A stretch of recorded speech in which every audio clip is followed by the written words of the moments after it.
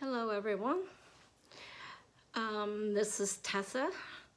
I want to welcome everyone back to my channel. I know it's been almost probably 6 weeks. Unfortunately, for the last 5.5 weeks, I've been in a hospital. So I'm happy to be home and able to go back online. Still a little weak. Still having occasional problems with breathing, but I'm off the oxygen. I had to be weaned off of that, so I was in a rehab hospital for a while.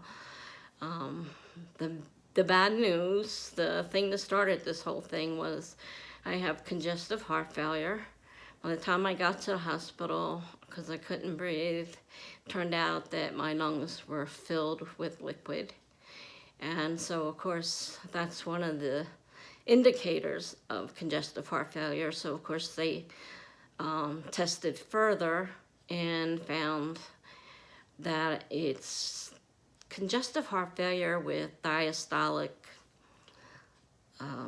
complications, which isn't as severe as just plain congestive heart failure, but it means that the one side of my heart is not strong enough to pump the blood out fully. So it's struggling to pump the blood. So one of the things I have to do, and I don't know how, since I haven't been able to figure this out ever since I became an adult, is I have to lose this weight. I have to stop eating salt. And I don't eat a lot of salt. That is, but the problem is I eat a lot of convenience foods, and they contain a lot of salt. However, I don't like to cook, so it's convenience foods for me, and they're all full, very full of sugar, of salt. It can be full of sugar too, but I've got diabetes too on top. I mean, that's been a long time. My diabetes is bad. I'm on an insulin pump. But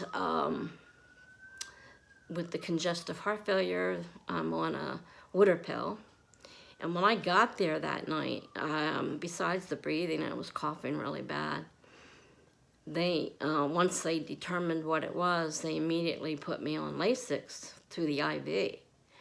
And my lungs were so full of water. I mean, I no sooner emptied my bladder and it was full again, and I was in a lot of pain, because if anybody has had a really full bladder, you know what that feels like. Well, it was just constant, one after another. So we finally, they did several chest x-rays, so they made sure all the fluid was out of there. Everything, my legs were swollen and everything. But they sent me home on oxygen because I was still having a problem. And just as I was set to go home, we had filled out the discharge papers. They took off the IV. My daughter helped me get dressed, and I'm still having trouble breathing at that point. But right after that, I had a sudden episode. I said to my daughter, I said, I can't breathe. And she ended up, having to get somebody outside. Luckily, the respiratory hadn't left yet. And the nurse, they come running in, and they, put my finger back in the pulse ox, and they're like, oh my gosh, it was way, way, way under. It was in the danger zone. It was beeping. It was red. It was like, so they quick put oxygen back on me. And they're like, oh great, what are we supposed to do? And they said, and there's a certain, to be sent home on oxygen, you have to have a certain pulse ox. Well, when they, they made me do a little bit of exertion, and then they put the pulse ox on, well, there were two people, the nurse and the respiratory person there, to witness that it was definitely below the norm of 92, which they considered to be not dangerous, 92. And I was at 88, which is definitely the number. If it's at 88 or below, you need oxygen to qualify to take it home. That's what I mean. So we went through the process of getting the oxygen and getting me home on it and everything, and I'm dragging this thing around the apartment. And I said that, you know, a couple of days later, I said to them, I was sitting there talking to the dietitian that, you know, the home health nurse group had sent out to try and help me with the, you know, because I have to go low salt and low fat and all the good stuff that's in your food out. And all of a sudden I started having a problem again, and like I called the respiratory therapist, and he's like, really think you should go to the hospital. And I didn't really want to, because I just got out.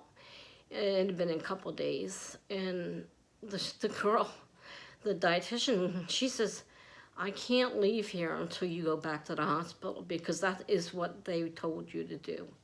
And my group is going to say, I can't leave until you do what they say. Because she heard what the doctor, you know, what the respiratory therapist said. So I used my little medical alert button for the first time, because it's a lot easier than calling 911 and having to explain everything. I just told them I came home from the hospital, I couldn't breathe, and I'm on oxygen and I can't breathe right now.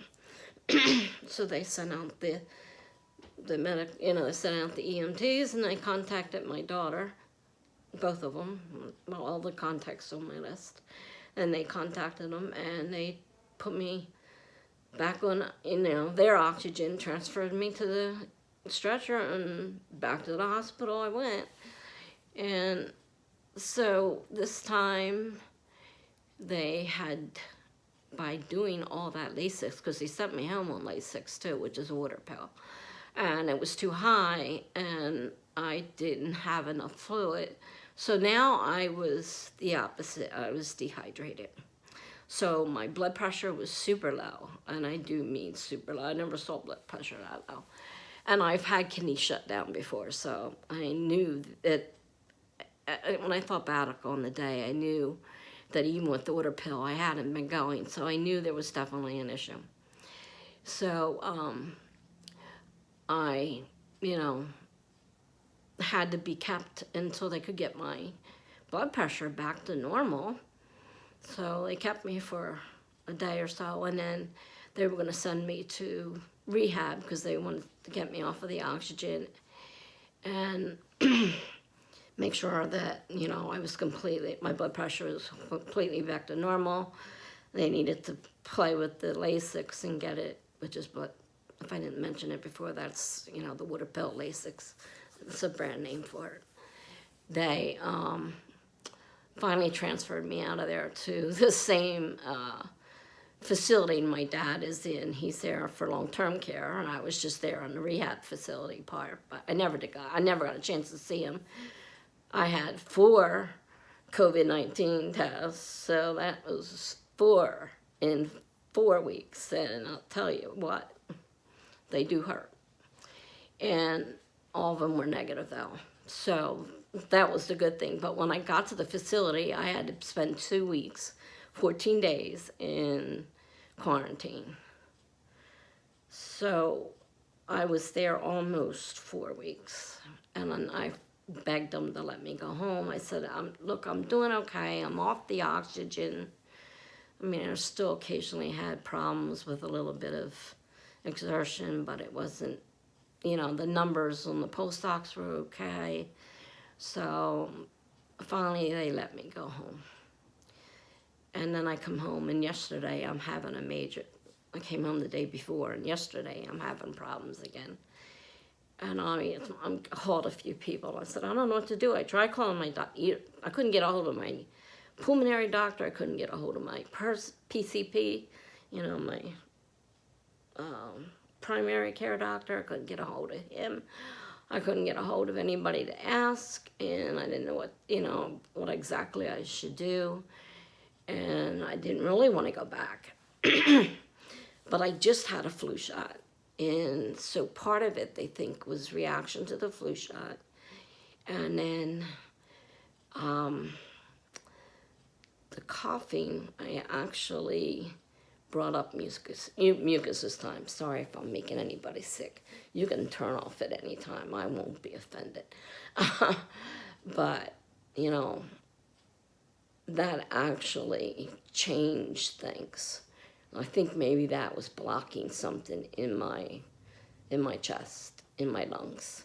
And I brought that congestion up, and today I feel pretty good.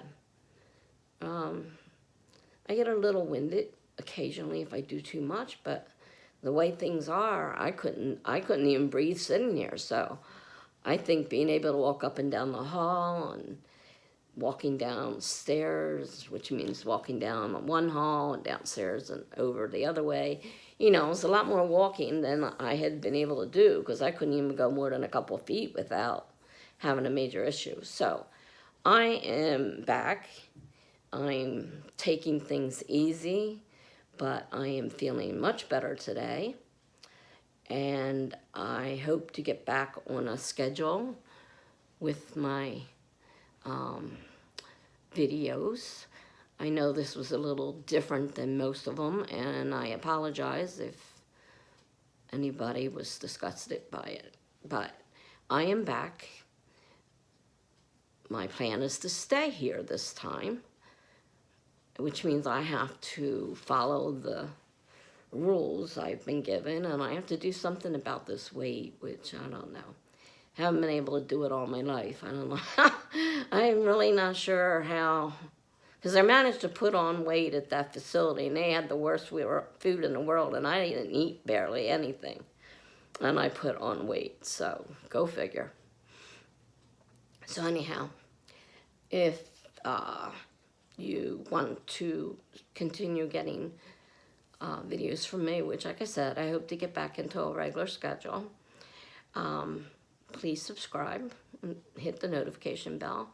I'm finally over 40. I'm finally over 80. I managed to get 10 new subscribers while I was in the hospital, because I was able a couple of times to sign in at the hospital into a couple live streams and watched a lot of videos and made some comments. So I was able to let people know that I was, you know, didn't just disappear off the face of the earth. So anyhow, if you like this video, I don't know if you would or not, but if you like this video, give it a like. Subscribe if you'd like to see my next video, which hopefully will be soon, because like I said, I'd like to get back onto a schedule. I was trying to do 1 to 2 a week.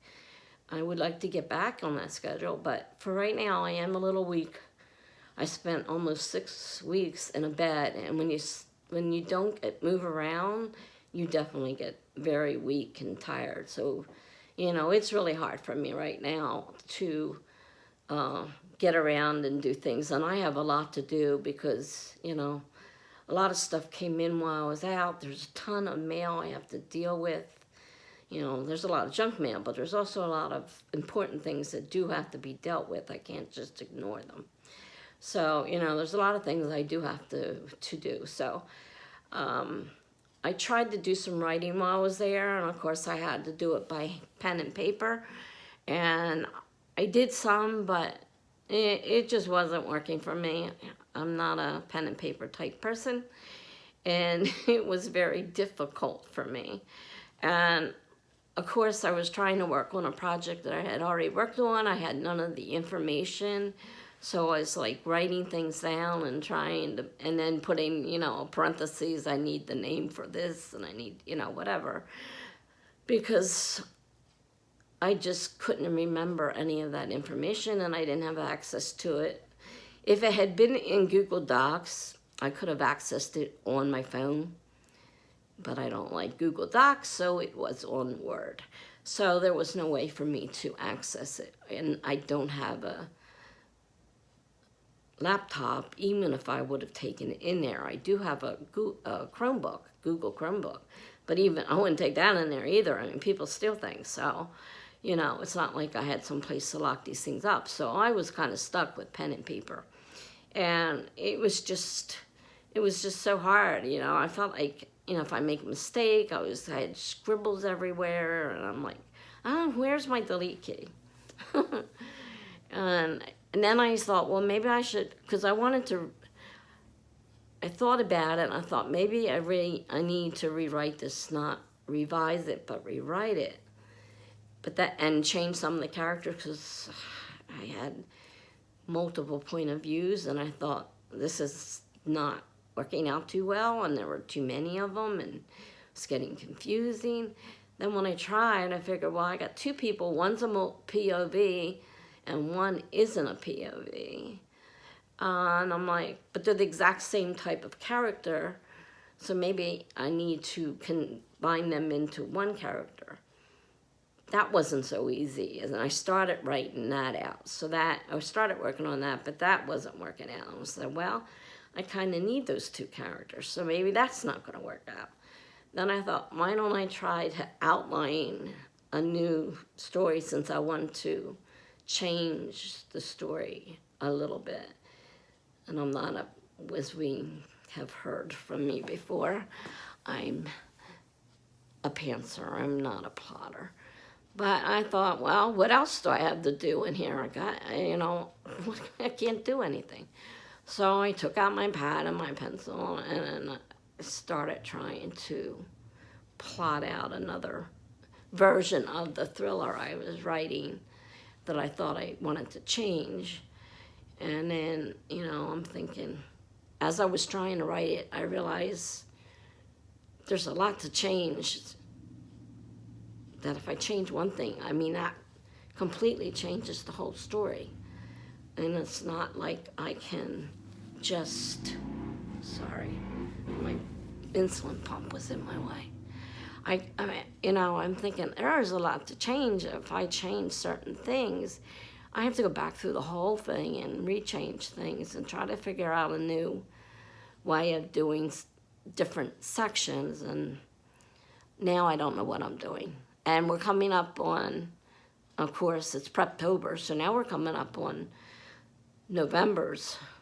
And that one you have to write 50,000 words. And I'm thinking, I can't write 50,000 words in most cases, so I don't know what I want to do. I can write another portion of my memoirs, and maybe I can do close to 50,000, but I'm not sure, really, if it will come out to 50,000 or not. And that it's not really an outline, but I have it listed by things that happen in my life, trying to keep them in an order, like a timeline, basically, like I mentioned before, rather than a outline, a timeline. And, help fill in from, memory back on that particular area. So I really don't know. I know this is Preptober and people are getting set up and working on things. I hope to try to have a few live streams here soon.